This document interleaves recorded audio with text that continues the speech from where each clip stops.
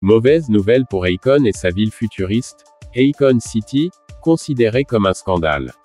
Mais d'abord, pour commencer, abonnez-vous à ma chaîne et activez la cloche de notification pour ne plus manquer mes prochaines vidéos.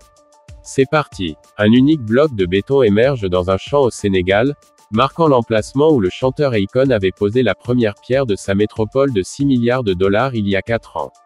En 2020, le gouvernement sénégalais avait accordé à l'artiste 136 acres de terrain sur la côte atlantique pour la construction d'Akon City, une cité inspirée de Wakanda, le pays fictif des films Black Panther de Marvel Studios. Composé de condominiums, de parcs d'attractions et d'une station balnéaire, Akon City devait être alimenté par l'énergie solaire et utiliser la crypto-monnaie Aquin. Akon avait présenté ce projet ambitieux lors d'une cérémonie à Dakar. Aujourd'hui, le site est déserté et les autorités s'impatientent.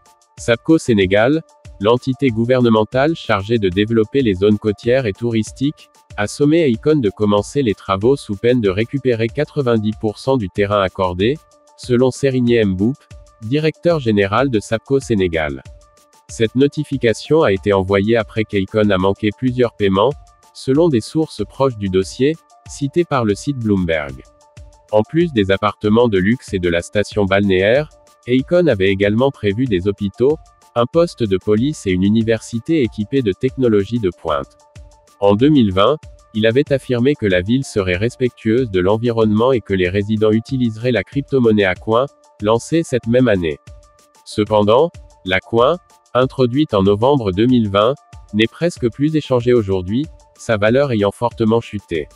Les autorités locales avaient accepté les promesses d'Akon de dynamiser l'économie locale et de créer des emplois dans cette région majoritairement agricole du Sénégal. Michel Diomé, chef du village de Mbodiène, avait exprimé l'espoir que Akon City apporterait de l'emploi à nos jeunes. Néanmoins, les questions sur le financement et la faisabilité du projet restent sans réponse, et les résidents se demandent si les bénéfices promis verront un jour le jour. Jusqu'à présent, Akon a financé la construction d'un centre pour jeunes et d'un terrain de basket à Mbodiène, ainsi qu'un centre d'information pour les visiteurs. Cependant, aucun des bâtiments futuristes présentés en 2020 n'a encore été construit.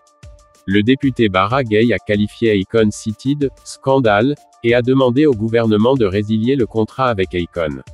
Malgré ces critiques, Cheikh Seck, chef de projet chez Axiom Construction à Dakar, a assuré que les travaux progressent, mentionnant que des études géotechniques et le débroussaillage du site sont en cours.